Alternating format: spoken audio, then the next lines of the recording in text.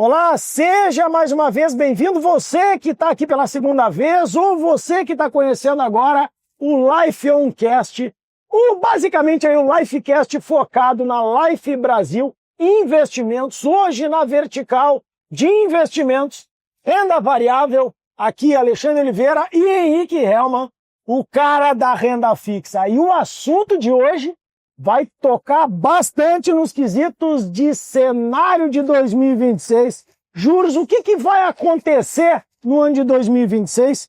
Política, não política, mas o evento que vai acontecer, ou seja, esse trauma ou alegria no ano que vai representar aí as eleições.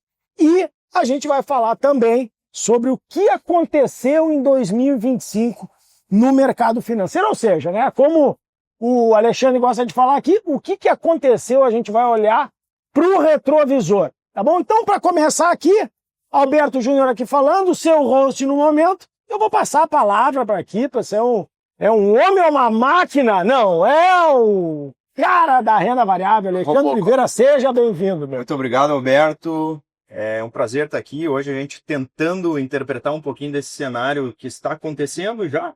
A gente está em época de pré-eleição, né, Alberto?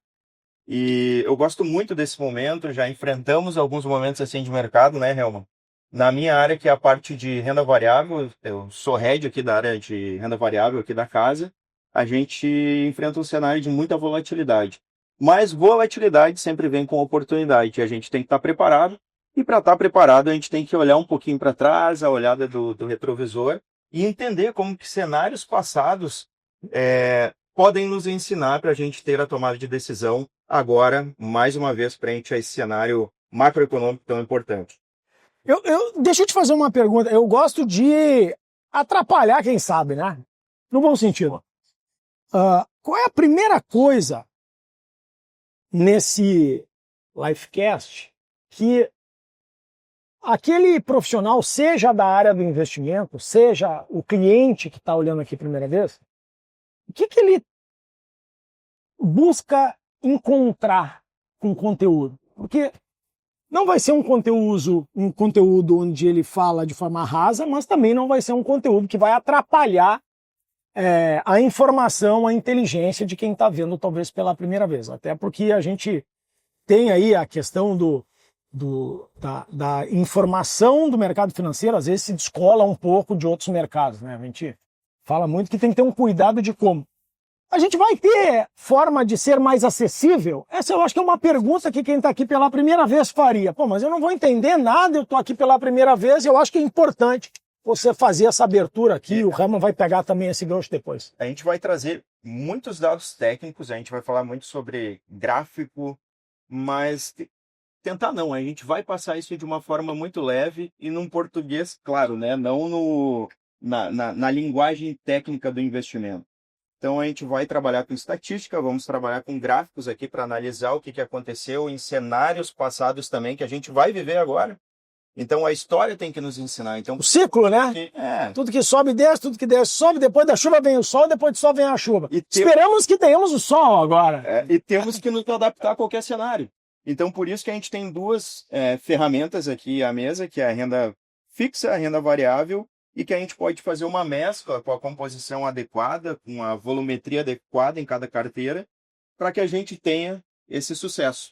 Tá? Então, vou deixar o Helman falar aqui um pouquinho também, se apresentar. Ele está quietinho, ele está pensando o que vem pela frente. E agora, renda fixa ou renda variável? Ou seja, o mercado é convexo, né? Hoje... O que tu vai trazer para nós? É um prazer estar aqui, pessoal. Boa tarde. Hoje já descobri por que o meu perfil é renda fixa. Hoje fui tentar fazer algumas coisas de renda variável com o Ale, não deu certo. Eu estou exatamente dentro da mesa que eu tenho que estar, que é renda fixa. De fato, não corre, não nada e não voa. Não é alguma coisa. Exatamente. Eu acho que mais do que tudo aqui a gente tem que trazer uma linguagem de gente como a gente, não focar só no mercadolês e trazer um pouco das nossas experiências olhando no retrovisor, como a Ale fala, olhando nos últimos 10 anos de mercado que a gente pegou, porque tem várias previsões, o mercado sempre tem previsões, que nem o Alberto falou agora, tem previsão do tempo, ora tem previsão de sol, ora tem previsão de chuva, e o mercado ele traz previsões de Ibovespa bater X pontos, ele traz previsão de meta de inflação, de curva de juros, e a gente percebeu algumas coisas que não aconteceram nessas previsões. E acho que a ideia aqui é unir as previsões, as probabilidades, né, estatísticas, números, e um pouco da nossa experiência para tentar combinar isso, porque pelo que eu estou entendendo, e a gente vem falando já em alguns conteúdos, o interessante é a dosagem destas duas áreas dentro do portfólio do cliente, para que ele ganhe dinheiro sempre, e não fique refém, porque o mercado piorou na renda fixa, o juro baixou, a inflação... E até porque... Se me permite, Alberto, vou começar com o primeiro gráfico. Eu gosto de gráfico, né? Boa. Isso é muito bom. Do céu, isso aí é o cenário da avó, né, cara? Começa a andar para trás, tu vê o histórico, tu começa a pensar o que vem no dia de amanhã, né? Alberto, semana passada a gente lançou um material falando sobre uma carteira de renda variável, o quão importante ela é para o portfólio do cliente, como que ela atua, e a gente recebeu algumas críticas, eu vou dizer construtivas, que abriram até maior espaço para a gente explicar cada vez mais aquilo que é importante para o investidor aqui da nossa casa. E uma das críticas foi que, em 2022, lá em agosto, a gente teve um evento que a gente está vendo agora de novo, que são eleições. E a expectativa, sem levantar bandeiras aqui ou ideologias, era que a gente teria uma ação, digamos assim, de troca de bandeiras, enfim, de quem estava no poder, e isso daria uma alta no Ibov e uma queda no dólar. E eu me lembro que naquela época, tu também vai te lembrar, talvez, que teve clientes que entraram em contato comigo querendo mandar todo o seu capital para dólar. Não tem que dolarizar, porque o Brasil vai acabar, porque o Ibov vai acabar, porque enfim. Então olhamos para 2022. 2022, o gráfico ali amarelo, a coluna amarela, é uma desvalorização de 13,60 no acumulado do ano, tá? Naquele ano, 3,60 de queda, o Ibov estava tímido, o Ibov estava tímido com 4,69 de alta. Uhum. Veja só, tudo ocorreu como não era esperado. Exato. O mercado dizia que Ibov ia acabar em 2023 e dólar ia dar um salto para cima. E quem dolarizou o seu patrimônio... Perdeu dinheiro. Lá em 2023 já tem uma desvalorização de 13,56, fora o acumulado do final do ano de 2022. E o cara que saiu do Ibov, olha lá o que aconteceu. 22, 23% de alta aí na cabeça. Então, ele perdeu a oportunidade, levou o dinheiro para fora com uma crença limitante do achismo, do que poderia acontecer, e ainda desvalorizou o capital. Perdeu a oportunidade e desvalorizou o dinheiro que ele tinha. Mas se tu me permitir, isso tem muito a ver com o marketing que existe em cima do mercado financeiro. O fim do Brasil. O fim do mundo. E aí vende sangue pro cliente, cria dificuldade para vender facilidade, e o pensamento de curto prazo, porque se a gente fazer uma analogia com antigamente, os investimentos que a gente tinha antigamente no Brasil era terreno, imóvel, e esse tipo de investimento era de longo prazo, e ele se realizava quando um vô passava para um pai e um pai passava para um filho. E aqui o investidor ele fica muito na mão do mercado, querendo ganhar a curto prazo em um ano. E quando a gente fala de renda variável, um ano é curtíssimo prazo. Claro, né? Aqui, de 2022 para 2023, a gente também viu movimentos estratégicos de carteira, que é o flight to quality, né? Que a gente entendia que naquele momento a gente também tinha que preservar o investidor de não dolarizar tudo, mas fazer um voo para qualidade, talvez alocando em ativos, talvez na gringa, talvez nos Estados Unidos. E por outro lado, a gente viu o S&P 500 também valorizando em torno de 25%. Sim. E aí começa aquela guerra, né? O que é o melhor? A renda fixa, a renda variável, enfim. Uma guerra. A gente começa a entender que o melhor é a composição. E também ter um pouco de moeda forte sempre é bem-vindo, por mais que ele esteja em queda, né? Naquele momento ali de 2023, como a gente falou. Talvez era o momento ali de aproveitar, né? Para dolarizar uma parte, botando moeda forte no portfólio. Exato. Aí olhamos 2024, um ano, né? Digamos assim, se passou ali do fim do Brasil, como era narrado por algumas casas. Aí sim, a gente viu o reflexo. Mas por outros quesitos que não foi a eleição. Foram reflexos de instabilidade, reflexos, enfim, que a gente lembra que pesou mesmo o Ibov em 2024. E aí a gente viu, sim, o dólar dando uma porrada ali para cima de 22%. Acho que até tem a ver um pouco de efeito colateral até da guerra, que a gente Também. fala-se muito da pandemia, mas daí Sim. bem pós-pandemia já iniciou um conflito interno. Valorizando Exatamente. e tal. E aí, mais uma vez, mesclando renda fixa, a gente trouxe aqui Selic, IPCA, CDI para dar uma analisada também. Depois eu quero só dar uma esculachada, né? Porque a renda variável saiu bem, né? Saiu bem? Saiu muito. Essa é a guerra. Quem nasceu primeiro, o ovo ou a galinha, né? Aí, Os dois andam juntos, né, cara? O ovo não vem sozinho sem a galinha. Exatamente. Então, calma lá. 2025, porrada no Ibov. Até agora, né? E acredito que não vai fechar muito distante disso, só se acontecer uma fatalidade, desvalorização do dólar de novo. Mas aqui o acumulado, claro que é um acumulado não composto, né? Eu estou pegando a somatização ali dos resultados. Sim. A gente vê um acumulado ali de 49, perto de 50%. Estou somando, uma composição simples aqui. Quase 50% no Ibov. E aí eu trago esse pensamento aqui, a baila da nossa conversa aqui, porque, mais uma vez, se eu for pensar em ideologia do que vai acontecer nesse momento que nós estamos de eleições presidenciais, talvez daqui 2, 3, 4 anos a gente vai estar falando de novo e vai estar mostrando que o achismo perdeu frente a fatos que nós vamos apresentar a partir de agora.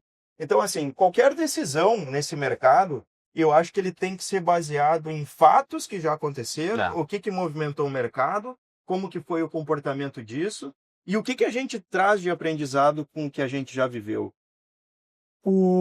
E se adaptar, Alberto. Não dá para ser o burro, entende? De teimar o teimoso, a gente tem que se adaptar.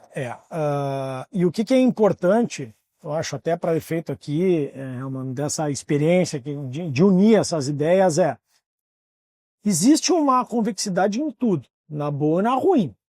Sim. Não tem como colocar nitidamente tudo numa vertical, numa forma de exploração, sem a gente querer minimizar risco. Porque, no fim da história, o nosso trabalho é minimizar riscos antes de querer ganhar alguma coisa. Exatamente. É isso. Então, vamos fazer ganhar 20% no ano. Não, vem cá. Mas e se perder? Perde 100%? Ou seja, a relação risco-retorno não é compatível. O que se esperar dessa conexão entre a política, o cenário político do ano que vem, a economia, enfim, né? A questão de tributação, porque isso vai impactar diretamente na questão de não só rentabilidade, mas também de provavelmente muita empresa que não entendeu o processo vai acabar se tornando, né, uma empresa que vai falir, não tem como manter o juro lá na lua, ou seja, claro que as coisas se autorregulam, mas o que na tua visão, Rama, de fato essa estratégia da renda variável com renda fixa, ela se conecta? Onde é que é o ponto de maior convergência num cenário de mudança política para ti? Cara, eu acho que é uma equação que tem N variáveis e é bem como tu comentou agora. Eu sou engenheiro de formação, então eu bato muito na tecla que é a seguinte, não tem como você ter um prédio alto, surfar, daí vamos fazer uma analogia de prédio alto alta rentabilidade ao longo da vida, se tu tem uma fundação, uma base fraca. E até eu brinco com os meus clientes e investidores, que eu acho que o cara, quando ele tem tudo em renda variável, ele é meio maluco. Porque para abraçar oportunidades, e a gente tem literaturas no meio do mercado financeiro, principalmente um nome que está bastante em moda nos últimos anos é a antifragilidade dos investimentos, como montar uma estratégia antifrágil, como ganhar em todas, vamos pensar assim, como que você vai ser taxativo de acreditar numa previsão de queda de juros, então, agora eu vou ter que migrar para renda variável, se o meu dinheiro está travado em renda fixa. Daí aí eu descubro que a renda fixa ela vira uma renda variável, porque quando eu quero resgatar minha renda fixa que está travada, eu descubro que ela não vale o que eu contratei. Já perdeu dinheiro. Já perdi dinheiro. Eu tenho uma taxa que eu tenho uma expectativa que aquilo se confirme. Exatamente. E aí, agora a gente tem um outro ponto. Existe, então, uma expectativa de o juro de fato cair, como existiu em outros anos. Então, o cara da renda variável vai continuar se sentindo confortável que agora vai. Agora, todo aquele meu patrimônio que andou de lado ou com uma leve inclinação, agora ele vai empurrar. Só que ele está todo aplicado em renda variável. E aí, se essa previsão não se concretizar, porque o mercado é carrasco, o mercado ele cria uma expectativa de que o juro vai a 12, 12,5 no final do ano. E se não for, ele não sobe o que é para subir. Ele cai. Porque a expectativa tem que ser cumprida. Se ela for cumprida abaixo da expectativa, o mercado Sangue. A maior armadilha agora, a gente estava esperando as reuniões do cupom para ver o que ia acontecer com os juros. Teve a sinalização. Sim. O que está acontecendo com a Bolsa? Ontem caiu 3, hoje caiu mais um pouco e assim vai. Então, é que nem tu falou, o mercado é carrasco, não dá pra gente ir na certeza do negócio. Eu acho que a gente tem que aprender com fatos. E fatos que eu trago aqui agora, Alberto, pra gente também falar um pouquinho sobre renda variável, eu tinha essa dúvida, tá? O Ibovespa 2025, só voltando aqui, ó, a gente tá em quase 30 vamos arredondar, 30% de alta, tá?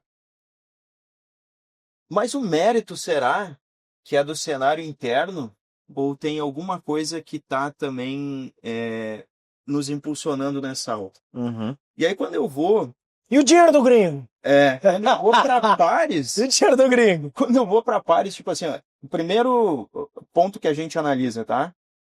Vamos pegar aqui o Ibovespa do México, vamos dizer assim. E eu comparo com o meu Ibovespa, a gente vê que os dois estão no mesmo range. O dolarizado. Então eles estão numa curva de crescimento igual. E o México tem um cenário doméstico diferente do nosso. Sim, cenário doméstico totalmente diferente. Então, o que eu começo a analisar? Que desde a entrada do Trump na presidência, houve o o voo de oportunidade. Vamos portuguesar porque vai ficar difícil. Para Latam, né? Sim, isso. O americano ele viu oportunidades emergentes. Sim. Por quê? Porque nós estávamos totalmente desvalorizados. Então, nós tivemos casos aqui de clientes na Austrália, eu acho.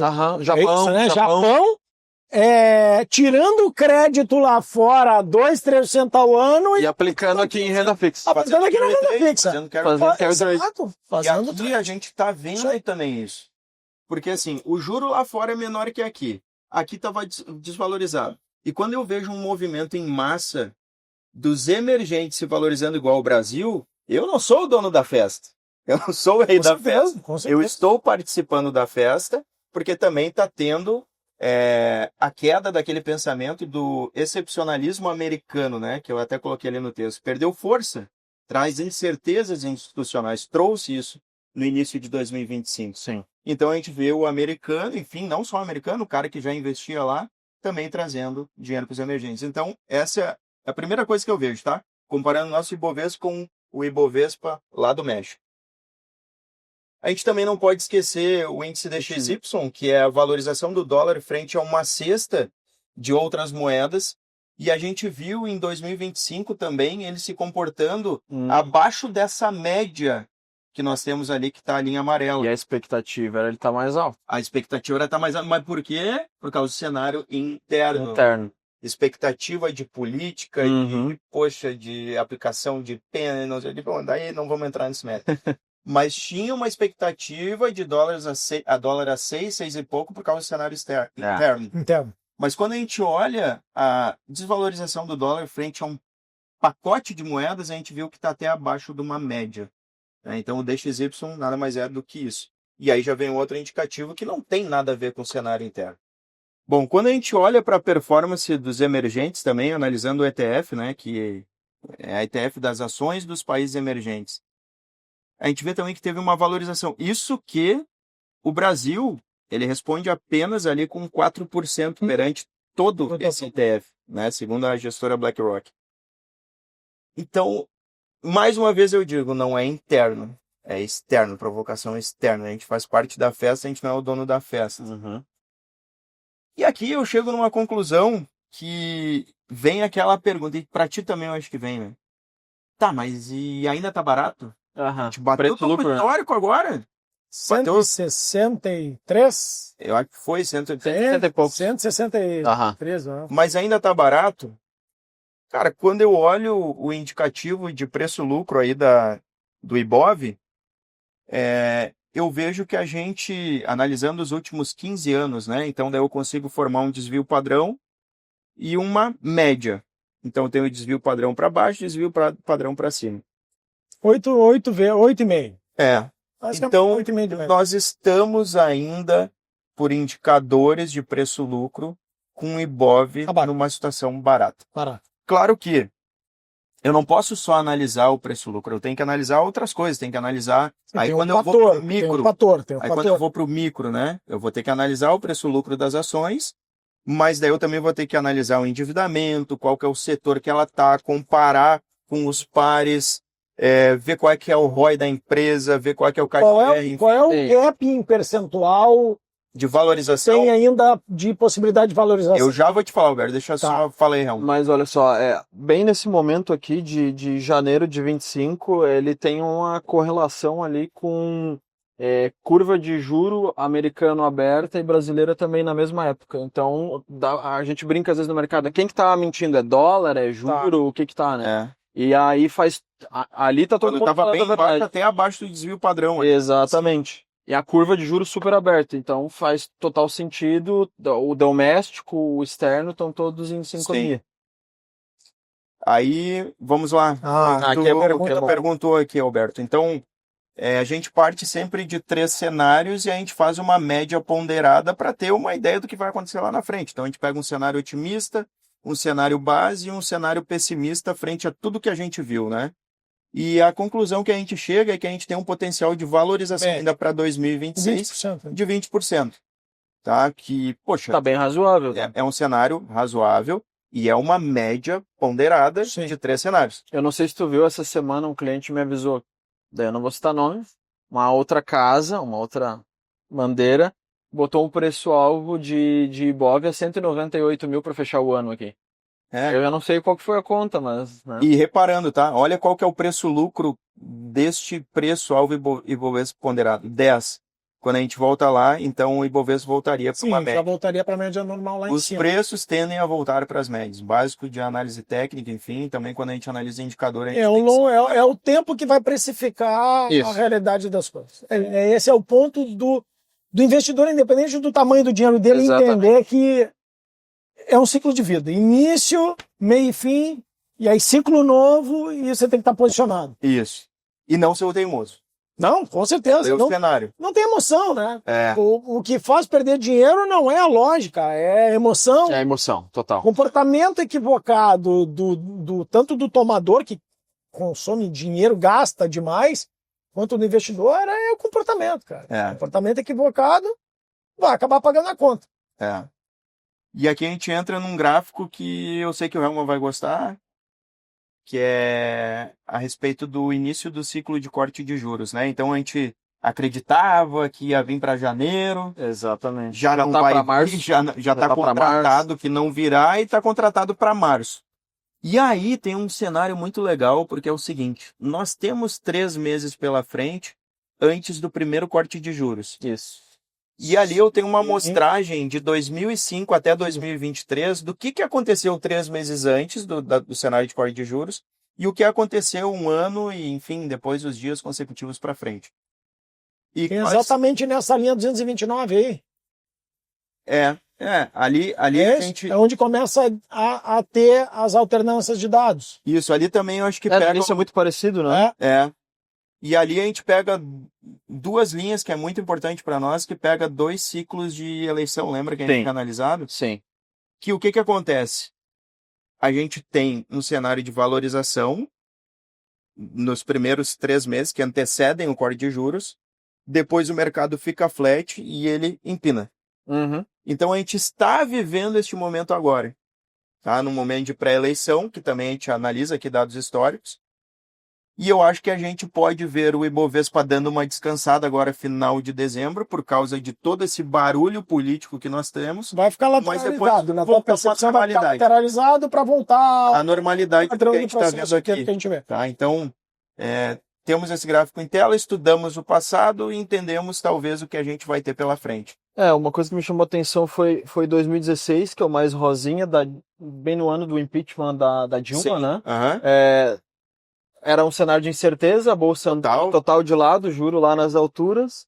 E o de 2019, que estava comportado até chegar a pandemia, mas assim, ficou claro que o corte, apesar de 2% a ser discutível se foi o número certo ou o número errado, mas que a gente andou, o mercado mostrou que, vamos dizer assim, o comportamento das instituições do Brasil andaram no caminho certo, porque caiu, mas a tendência mostrou que o movimento foi correto.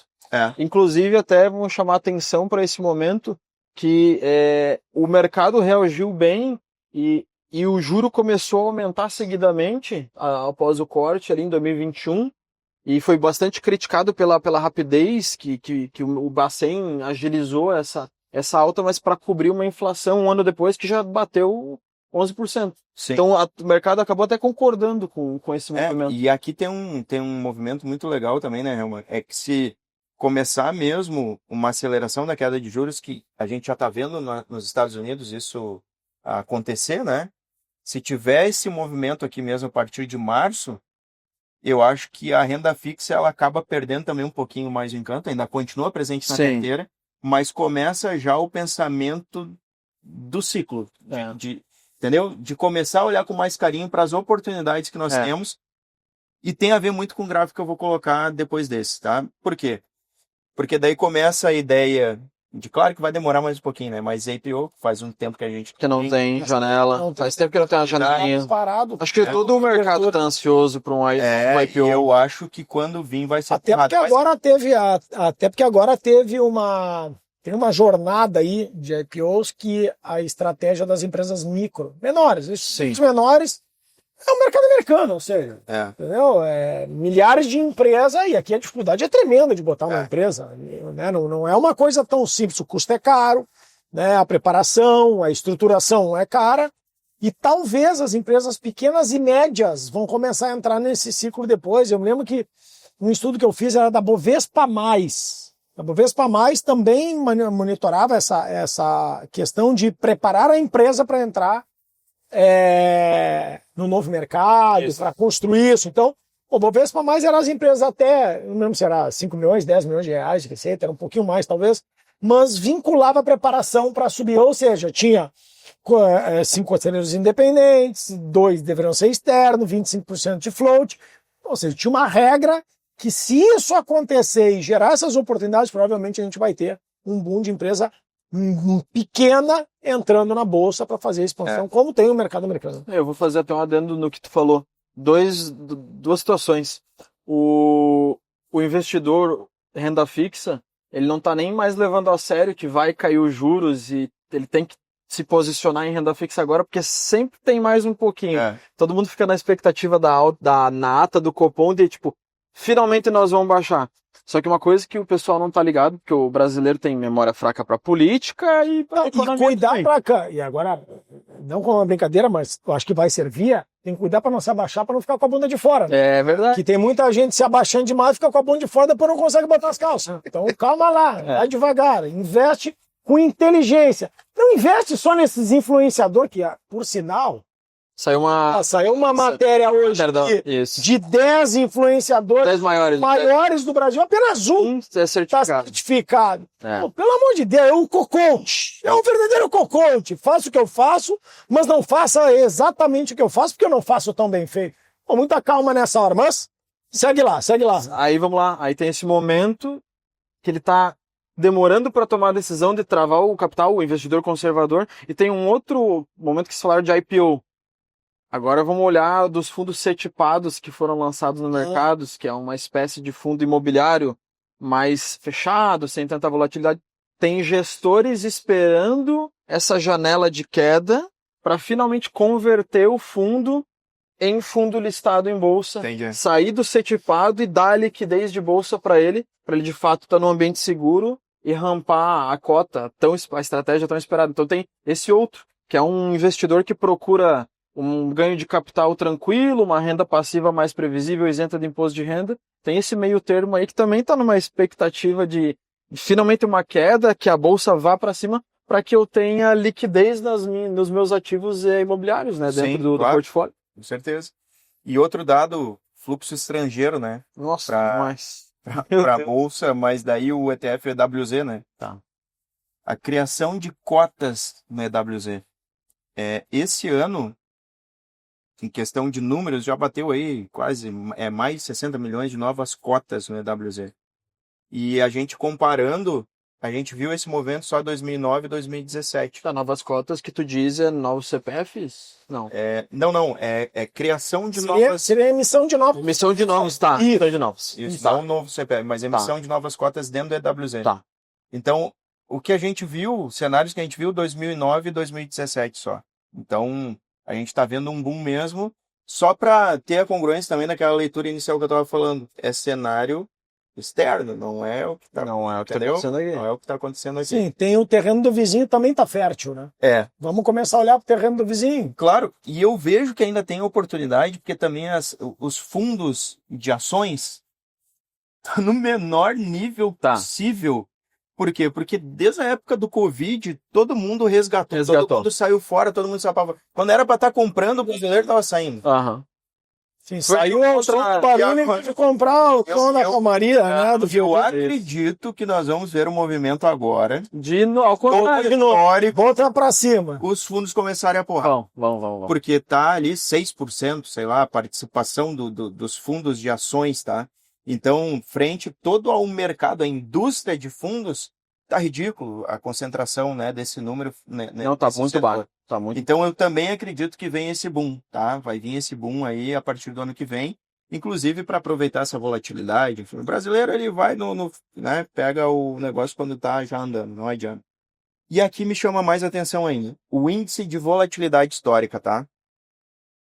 O que é a volatilidade para mim? É a mola comprimida. No momento que eu soltar, vai dar porrada. Então, nós temos aqui, claro, ali o dado de 2020, que a gente vê o pico de volatilidade, foi Covid, né? Sim. O cisne negro, como a gente estava falando antes de começar aqui a gravar. Mas, olha lá o índice de volatilidade. A gente está num índice ridículo de volatilidade. Então, eu acho que as eleições, tenho certeza, as eleições vai trazer volatilidade, junto à volatilidade com estudo de mercado, com preparação, a gente vai ter grandes oportunidades. A gente fala ali em 20% Ibovespa, Alberto, de oportunidade para cima. Mas a gente esquece que para essa média de valorização, tem papéis que podem subir 30%, 40%, 50%. Com certeza. Porque ali o Ibovespa é uma média. Médio. Então, é escolher o veículo, que eu sempre falo, né, na parte do planejamento, escolher o veículo que vai me levar onde eu quero, com o risco que eu sei que é conhecido, e usar os produtos de mercado que daqui a pouco me protejam também. O pessoal gosta de associar a renda variável com um risco interminável, com um perigo, com, poxa... Fim do mundo. Não. Próprios fundos de previdência que estão alocados de maneira, né, tomando o pau no risco, vão ter que se mexer e fazer, principalmente os multi, né? Sim. Os fundos multi de previdência vão ter que... Tem operação grande, tem companhia gigante tomando ferro. Total. Grosso aí, né? Total. Grosso. E é o mercado. Vai ter que se posicionar. E aqui, inclusive, a gente começou alguns movimentos da criação, Alberto, de alguns produtos. Eu vou citar um aqui, tipo um produto para 6 meses, que ele te dá uma volatilidade para cima de oportunidade de quase 50% de valorização. E quando a gente está falando, se o cenário for ruim, eu ainda ganho para baixo também, em torno de 15%. Em torno de 15%. E se estourar qualquer um desses lados, ainda eu fico com um ganho de uma renda fixa, digamos assim. 1% ao mês, mais ou menos, né? Então, tu está dando uma oportunidade legal e, ao mesmo tempo, está na renda variável. Então, a gente quebra um pouco aquela falácia que tudo que vem na renda variável é o que vai fazer o cara sangrar. Não, depende. Se for feito de forma irresponsável, com allocation irresponsável, claro que vai machucar. Tem a questão, acho que do investidor, e você que está nos assistindo aqui, tudo depende. É verdade. Se alguém falar para você, não existe a mãe de Ná até agora que acertou tudo, senão não fazia mais o que está fazendo e ia investir em ações ou ia investir... investir quietinho. Ou seja, não faz sentido. Exatamente. Então, o depende do profissional que vai lhe assistir, depende da empresa que você vai confiar, depende do histórico que você vivenciou comportamental. Aí vocês fizeram agora uma colocação de, deu barulho, sai no barulho. Tá, mas será que adianta sair no barulho? Não, no barulho vamos comprar mais um pouquinho. Exatamente. Para poder dar combustível, ou seja, está sempre fazendo o preço médio, de alguma forma. Então você precisa, primeira coisa, entender que tudo na vida passa, coisa boa e ruim. Então você precisa, de forma comportamental, se conectar com o profissional, com a marca, com a empresa, com a seriedade, com o histórico desses profissionais. Né? Eu vi, ali, tu montar uma operação aqui de 5 dias, né? Como se estivesse tomando café da manhã e pum! Sim. 4% na cabeça, R$100 mil. Ou seja, mas o comportamento calma, eu sei o que eu estou fazendo. Então, não adianta você achar que lendo alguma coisa em casa, você vai entender como alguém que vivencia aquilo. Não adianta você ler algo sobre medicina e querer fazer a cirurgia sem ter passado. Né? Esse é o ponto. Não, entendo tudo de renda fixa. Tá bom, por que você não ficou rico só com renda fixa até agora? Exato. Então, o meu ponto para você é cuidado, comportamento e depende. Essa palavra precisa estar na sua cabeça aí, para você não esquecer disso.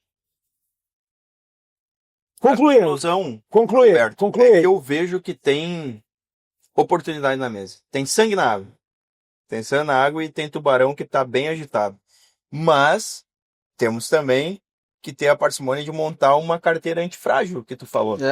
Não é tudo para cá ou tudo para lá. Eu acho que é a montagem da carteira com um certo cuidado. Eu ainda tenho uma visão otimista, tá, para 2026. Não estamos falando de política, e sim de oportunidade, de business, de negócio, de oportunidades dentro do nosso mercado. Tem risco de queda, sim, mas daí por isso da composição. Uhum. E a gente tem que ter uma proteção de cauda, tem que ter uma ponta defensiva, tem que ter sempre isso, não adianta. E eu tô otimista, assim, sabe, com o mercado que a gente tem para enfrentar aí pela frente. Mas precisa de todo o cuidado possível e sempre a combinação de renda fixa, renda variável e buscando também uma visão lá de fora, né? Uhum. Sempre tentando também pensar em investimentos no exterior. Eu acho que é a combinação perfeita, renda fixa, renda variável e moeda forte, sempre. Diversificação monetária, né? É o que eu acho que eu gostaria de deixar de mensagem aqui pro pessoal, é que eles entendam qual que são os pesos e as medidas e cada um tem suas limitações. Eu vejo que quem não sabe os seus próprios limites não sabe nem negociar coisas simples. Às vezes a compra de um imóvel. Até onde tu pode ir numa negociação? Tá bom para mim esse ganho? Aí eu vou investir nesse imóvel para ganhar esse aluguel e eu tenho uma expectativa dessa valorização. Tá bom mais ou menos isso? O erro que eu vejo do mercado financeiro em si é uma ansiedade, e não é só com os nossos investidores, é com qualquer bandeira, em qualquer instituição, é uma ansiedade do brasileiro em achar a oportunidade perfeita para mudar de vida. Ele é 8 ou 80. Ou ele deixa o dinheiro todo em liquidez. O caminho curto longo. Ou ele... Verdade, caminho curto longo. Ou ele bota o dinheiro todo... O Bitcoin é a maior prova disso. Hoje a gente está vivendo agora uma boa queda do Bitcoin, porque tem questões internacionais, tem questões até com o ouro. O cara que acertou o momento de compra do Bitcoin, ele não larga o Bitcoin. O cara que pegou o Bitcoin no meio do caminho, ele entendeu que ele tem que ter outras coisas. E o cara que não comprou, ele tem muito medo de entrar. Mas esse é o camarada que tu pergunta por que tu comprou e onde tu queria chegar, ele não tem resposta. Não tem resposta. Só foi a sorte e foi o momento. Era o cavalo encilhado, ele montou e nem sabe pra onde tá indo. Exato. Mas seja um dos influenciadores, né? Pode ser, cara. Roberto, fazer um convite também pro pessoal que tá nos assistindo. Eu tenho certeza que todo mundo vai querer esse material que a gente fez com tanto carinho aí, em parceria também, né, com a EQI Investimentos, que também, né, nos proporcionou É a nossa casa, é o É a nosso nossa casa. parceiro maior, é o nosso patrão, é o chefe. é o chefe. É o chefinho, é o chefinho. E eu queria disponibilizar, acho que nós queremos disponibilizar também isso para o máximo de pessoas, entregar esse conhecimento. Eu acho que o Brasil precisa muito disso também, né? Os investidores precisam muito de material de qualidade, porque está comprovado, né? Os maiores influenciadores não estão aptos para falar do que a gente está falando aqui. Exato. Então, se a gente se esforçou para fazer isso aqui, eu acho que a gente pode também dar como presente para quem está nos ouvindo, nos acompanhando. E acho que a gente criou um negócio especial aí também, mas antes disso, a gente não falou de fundos imobiliários, que eu sei que o pessoal também tem uma dúvida se fundo de tijolo vai performar bem, se fundo de papel vai ou não. Que esse assunto foi muito comentado. Mas- Pô, e os FIIs esse ano? Exatamente. Inclusive, hoje teve uma investidora, tô com saldo na conta, vamos comprar FII, e ela não tem FII na carteira. Eu falei, cara, calma, depende. Por que tu quer comprar FII? Até agora não me respondeu. Mas vamos deixar para responder, acho que no momento adequado, que a gente vai fazer, Alberto, desafio que é para a gente fazer um podcast focado em FIIs, Fundos imobiliários. em fundos imobiliários, só que daí a gente coloca o link lá onde tu vai agora falar. Ele tá... Pô, então tá bom, vamos lá, né? Eu vi que o time se esforçou, vocês criaram uma comunidade na realidade, e essa comunidade tem um objetivo, né? O nome veio de LBI Invest Club. Pô, cara, o negócio é de luxo, até ficou americanizado. Ou seja, dolarizamos as informações Polarizamos também. as informações. É isso, ou seja, aqui também tem moeda forte.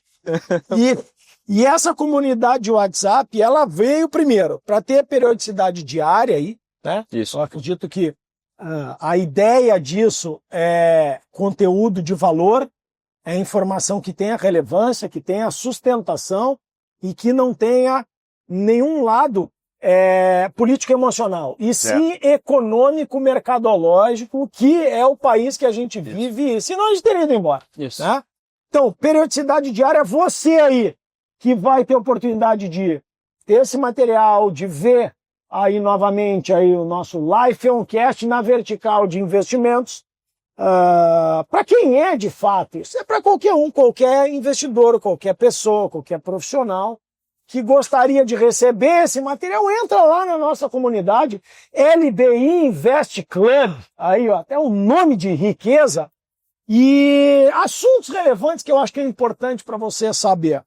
Mercados, notícias e fatos relevantes do dia e oportunidades. Então, a ideia é poder dividir, compartilhar, né? Ou seja, dividir é multiplicar. Essa é a maneira que o nosso time está preparando para colocar isso na rua. Também aprende com essas informações e esses conteúdos.